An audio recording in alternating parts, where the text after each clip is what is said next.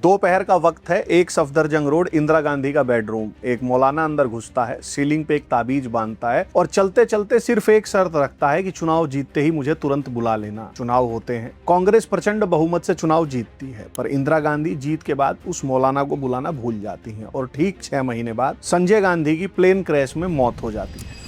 पूरी कहानी क्या है? तो जी, इमरजेंसी के बाद देश में जो चुनाव हुए उसमें इंदिरा गांधी और कांग्रेस बुरी तरीके से पराजित हुए। इंदिरा गांधी को अपने बेटे संजय गांधी के भविष्य को लेकर बहुत सारी चिंताएं थी, जिसके कारण वो काफी स्ट्रेस्ड रहने लगी थी कि भाई जो जनता पार्टी सत्ता में आई है वो संजय गांधी के खिलाफ क्या एक्शन लेगी। ऐसा कहते हैं कि आदमी जब परेशानी में ज्यादा होता है तो वो स्पिरिचुअलिटी की तरफ ज्यादा जाता है, मतलब स्पिरिचुअलिटी ही उसका कंसोलिंग रिफ्यूज बचता है। जनता पार्टी की सरकार आई पर अपना टर्म पूरा नहीं कर पाई। देश में जनवरी 1980 में लोकसभा चुनाव होने थे। इंदिरा गांधी के सबसे खास सहयोगी आर.के. धवन इंदिरा गांधी को उनके बुरे टाइम में ढांढस दिलाने के लिए अलग अलग साधु संतों, बाबाओं, तांत्रिकों और मौलानाओं को लाते थे। ऐसे ही एक दिन वे मौलाना जमील इलियासी नाम के एक मौलाना को लाए। ये केजी मार्ग पे एक मस्जिद है, उसमें ये मौलवी था। उस मौलाना ने आके कहा कि जो ये आने वाले लोकसभा चुनाव हैं उसमें कांग्रेस को प्रचंड बहुमत मिलेगी, पर उसके लिए उसे इंदिरा गांधी के बेडरूम का एक्सेस चाहिए होगा। थोड़ी देर के लिए सब लोग सकपका गए। फाइनली सोच विचार करने के बाद आर.के. धवन की निगरानी में मौलाना इलियास को इंदिरा गांधी के बेडरूम में ले जाया गया। वो मौलाना गया और उसने सीलिंग पे एक ताबीज टाइप कुछ बांध दिया और बोला कि जब चुनाव जीत जाओ तो मुझे तुरंत बुला लेना।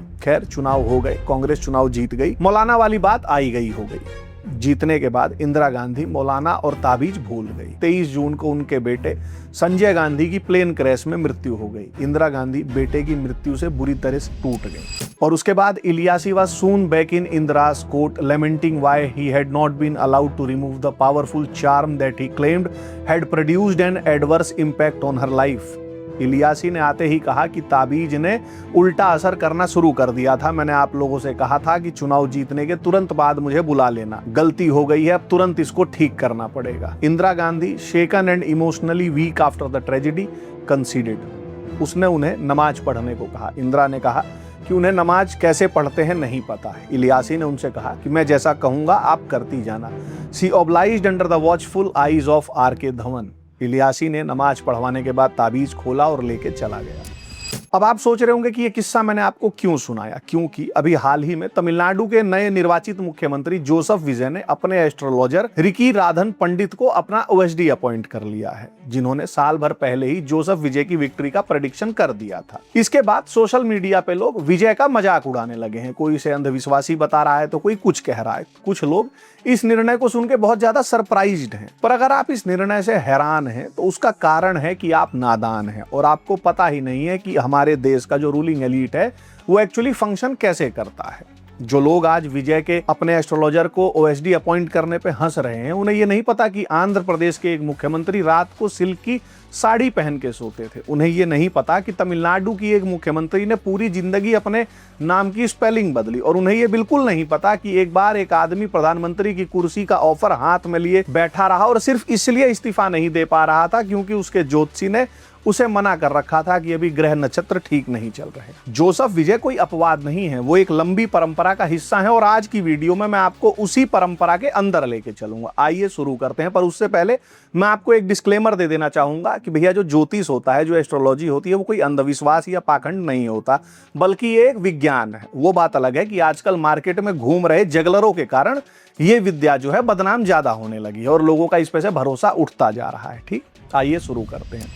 तेलुगु सिनेमा के सबसे बड़े स्टार कहे जाने वाले एन.टी. रामाराव, जिन्हें एनटीआर भी कहा जाता था, इन्होंने तेलुगु देशम पार्टी नाम से एक पार्टी बनाई और इनकी बनाई पार्टी चुनाव जीत गई और ये मुख्यमंत्री बन गए। पॉलिटिकल इनसाइडर्स और जो इनकी पार्टी को कवर करने वाले पत्रकार थे, उनके अनुसार एनटीआर जो है वो ज्योतिषों से हर चीज में सलाह लिया करते थे। उन्हीं में से किसी एक ज्योतिष ने इन्हें बताया था कि एनटीआर को अपनी मैस्कुलिन और फेमिनाइन एनर्जीज को बैलेंस करने की जरूरत है। In some other versions that he needed to appease specific goddesses and that wearing female attire during certain hours, particularly at night during certain planetary periods, would protect him from political enemies and ill health. यानी एक विशेष देवी को प्रसन्न रखने के लिए, अपनी mail और female energies को बैलेंस करने के लिए, ऐसा कहते हैं कि एनटीआर ऐसा करने के लिए रात में सिल्क की पीली या गुलाबी रंग की साड़ी और माथे पे सिंदूर लगा के सोते थे, ताकि उनके राजनीतिक शत्रु उनका नुकसान ना कर सके। एक दिन किसी इमरजेंसी के कारण उनका कोई कर्मचारी उन्हें संदेश देने के लिए रात को उनके कमरे में घुसा,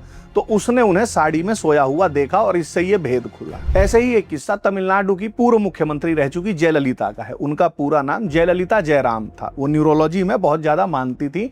उनके पर्सनल न्यूमरोलॉजिस्ट का नाम था तिरुवल्लुवर। जयललिता पे उनका बहुत प्रभाव था। उन्होंने जयललिता को बताया कि उनके नाम की जो नेचुरल स्पेलिंग है, it carried unfavourable vibrations and that adding और removing specific letters could shift her numerological to a more auspicious number and that these developments would correlate with political success. मतलब कि अगर जयललिता अपने नाम के अक्षरों में कुछ जोड़ घटा लेंगी तो उनका राजनीतिक योग और मजबूत हो जाएगा, प्रबल हो जाएगा। और इसी सलाह पे अगर आपने गौर किया हो तो जयललिता आजीवन अपने नाम की स्पेलिंग चेंज करती रही। If you trace her name through newspapers and official documents across her career, you will see it shift from Jayalalitha to Jayalalitha with an extra A at end, sometimes spelled Jaya Lalita with a Y replacement, and at various points the surname Jairam dropped entirely. अपने नाम की spelling में ये बदलाव वो अक्सर चुनाव से पहले या शपथ ग्रहण से पहले या चुनाव में हारने के बाद किया करती थी। ज्योतिष से जुड़ा एक और मशहूर किस्सा मुझे याद आ रहा है जो मैं आपको सुना दूं। चौधरी चरण सिंह का।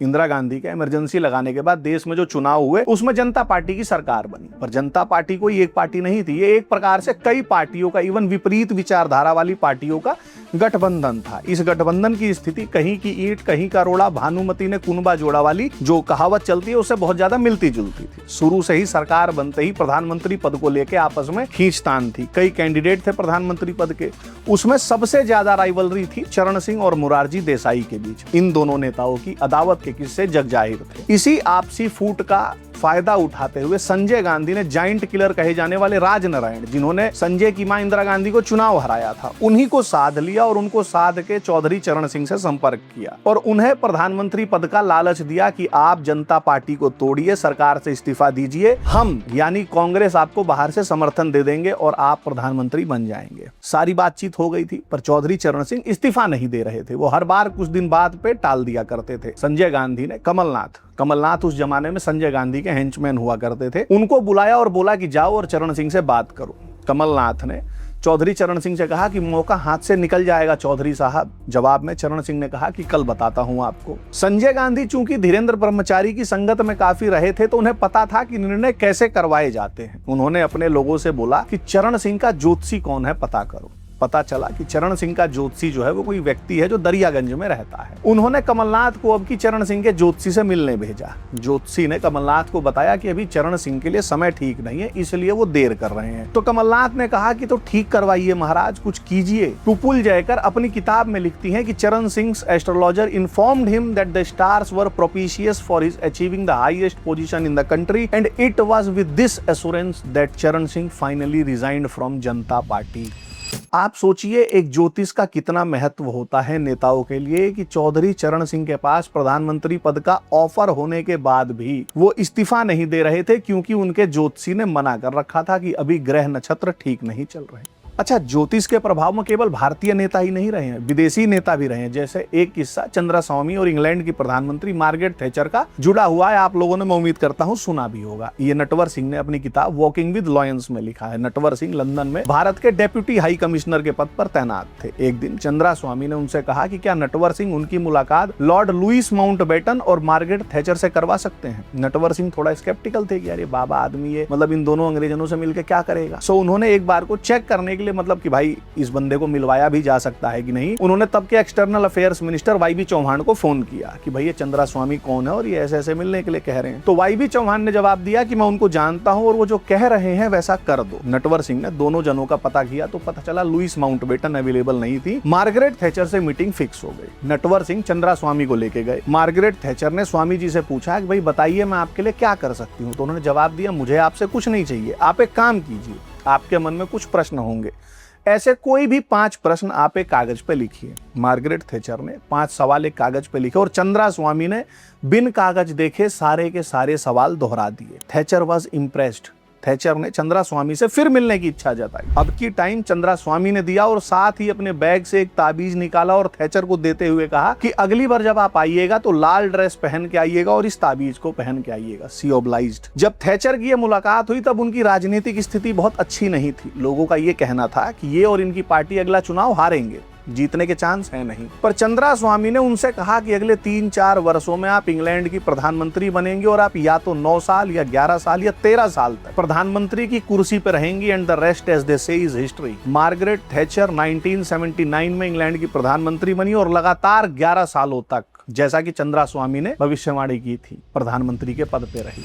ऐसे ही एक किस्सा हरियाणा के मशहूर ताऊ देवीलाल का भी है। 2 दिसंबर 1989 को नेशनल फ्रंट की सरकार का शपथ ग्रहण था। जो कैबिनेट मिनिस्टर्स के लिए स्टैंडर्ड ओथ होती है वही देवीलाल के लिए भी लिख के दी गई थी। पर जब ताऊ देवीलाल का नंबर आया तो he departed from the prepared text and described himself as being sworn in as deputy prime minister rather than as minister. Constitutional experts argued that there was no such office. उन्हें समझाया गया कि ताऊ deputy prime minister जैसा कोई पद ही नहीं होता, पर वो तो मानने को तैयार ही नहीं थे। खैर, ये मामला सुप्रीम कोर्ट तक गया। अच्छा, अब देवीलाल उप प्रधानमंत्री की शपथ लेने को इतने एडमेंट क्यों थे?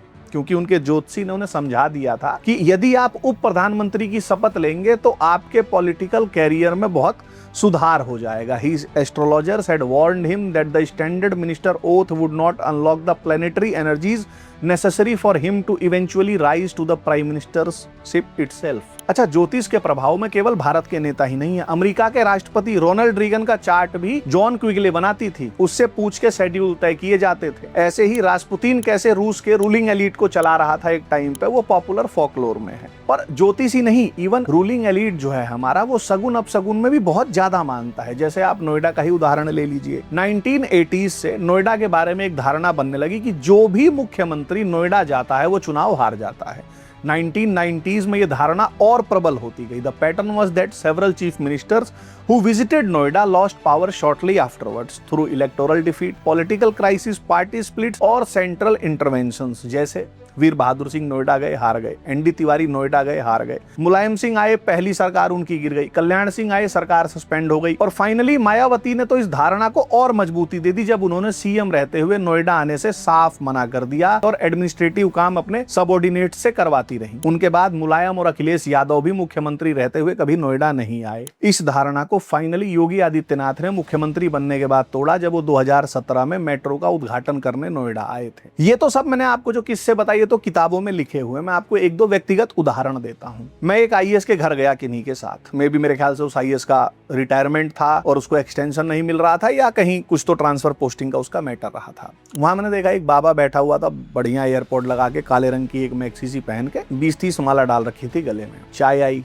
बाबा ने 1 घूंट 2 घूंट चाय पी। फिर वो चाय उनने वो आईएएस जो थे उनकी वाइफ को पकड़ा दी कि ये लो। अब बाबा का झूठ है, कब से चाय उस महिला ने पी जो आईएएस की वाइफ, और फिर उसने अपने पति को दे दी। अब मुझे ये हुआ भाई ये कप घूम के ऐसे मेरे तक ना जाए। खैर मैं चाय पीता नहीं हूं तो मैं वहां ऐसे बच गया। मुझे उससे कोई समस्या नहीं भाई, जिसकी जो श्रद्धा करे। पर मैं आपको ये बता रहा हूं कि एक आईएएस ऑफिसर जो कॉमन मतलब जो मासेज हैं उनको टच भी ना करे, मतलब ये सब चीजें अपने घर में प्राइवेट में कर लेते हैं। ऐसे ही मुझे किसी व्यक्ति ने बताया, वो मतलब नेताओं से मिलते जुलते रहते हैं, तो उन्होंने बताया कि एक केंद्रीय मंत्री हैं, अभी भी केंद्रीय मंत्री हैं और बहुत बड़े पद पे हैं। ऐसा कहा जाता है कि उनके घर में सब्जी भी क्या बनेगी ये ज्योतिष से पूछ के तय होता है। तो दोस्तों जो एक हम लोगों को परसेप्शन है ना, जब मैंने ये सुना और ये किस्से पढ़े तो हम लोगों को लगता है कि भाई हम लोग एक नेता चुनते हैं, फिर वो नेता जो है वो देश चलाते हैं। बट मेरा इससे थोड़ा डिफरेंट मानना है। मुझे ऐसा लगता है कि वास्तव में अगर इस देश को कोई चलाता है तो वो ज्योतिष चलाते हैं। वो ये जो नेता जिन बाबाओं के पास जाके नतमस्तक होते हैं और जो कुंडली देखना जानते हैं, वही वास्तव में भारत को चलाते हैं। ये मैंने मतलब कई जगह ऑब्जर्व किया। जो भी थोड़ा बहुत किन्हीं मित्रों किन्हीं भाइयों के साथ मुझे थोड़ा बहुत लुटियंस दिल्ली का आप कहें कोना ओना देखने का मिला मौका, उसमें मैंने यही देखा। तो दोस्तों खैर, भारतीय राजनीति के नेताओं के ज्योतिष से जुड़े ये किस्से आपको कैसे लगे कमेंट बॉक्स में बताना ना भूलें। बने रहिए, जल्द मिलेंगे फिर किसी किस्से के साथ। धन्यवाद।